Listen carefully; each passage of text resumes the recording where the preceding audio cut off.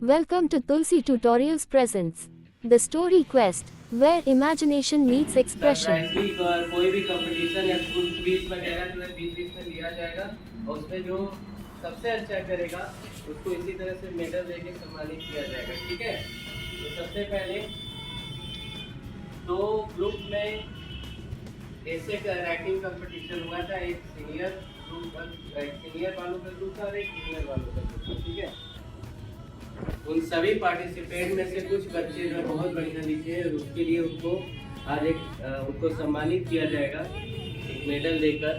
ठीक है, और सबसे पहले तो ये बताइए कि कौन कौन पार्टिसिपेट नहीं किए थे। तो जिसको पता होने के बाद भी पार्टिसिपेट नहीं किए थे वो कौन कौन थे? बस एक लोग, बाकी लोगों को इन्फॉर्मेशन शिवम यादव।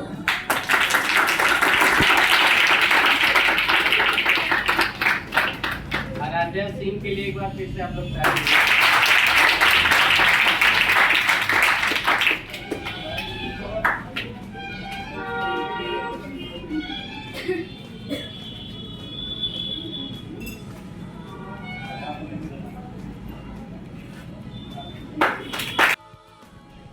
मानवी पांडे और रिद्धिमा सानी।